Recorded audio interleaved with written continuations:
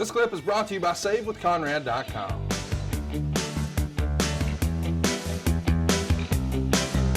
Barbarian against Bill Tabb here. Bill Tabb always looked pretty good. And on the outside here, along with Paul. Look at those goofs in the crowd. How would you describe that? That's typical 80s stuff. That's like from what was the movie about the mannequin?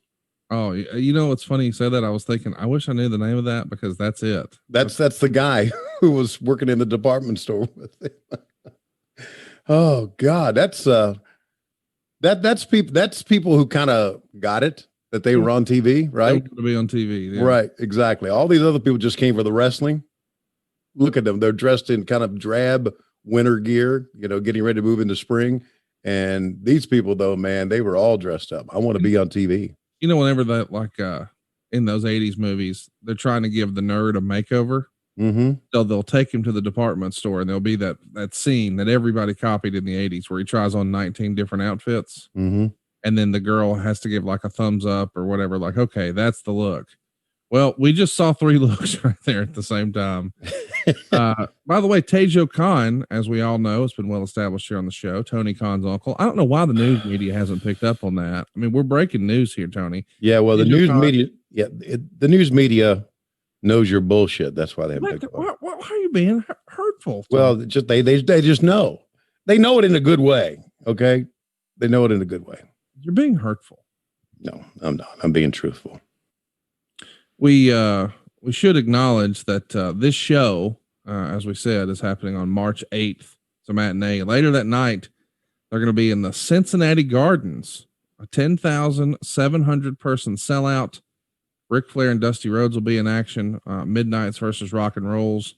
The Road Warriors are on the card. So is Magnum TA. But, dude, Cincinnati, you're stretching out a little bit here. Cincinnati was, Cincinnati was, even before that we started doing this, before the Black Saturday and went back at, the Gordon Soley World Championship Wrestling, they ran Ohio a lot. Right. That was, and I always watched that as a fan thinking, TBS must be strong up there. And apparently it was in Ohio. They ran Columbus. They ran Cincinnati. I think they ran Cleveland some. And there's a couple other towns that they ran in Cincinnati. So it was a big place for them even before we started branching out. I remember another story that Sandy Scott had told me.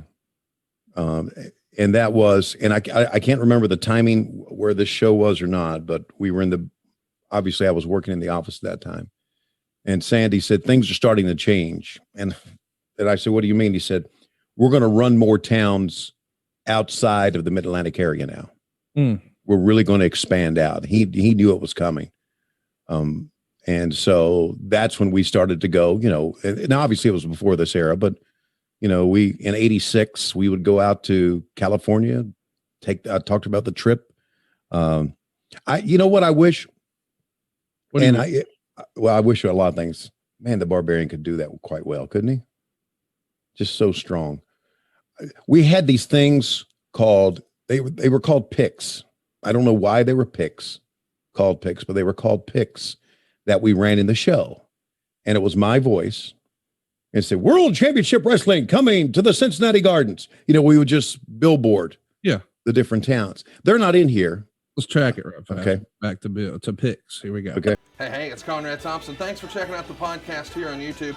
Be sure to hit the subscribe button and the notifications bell so you get a notice anytime we upload some new content. And go save yourself some money right now.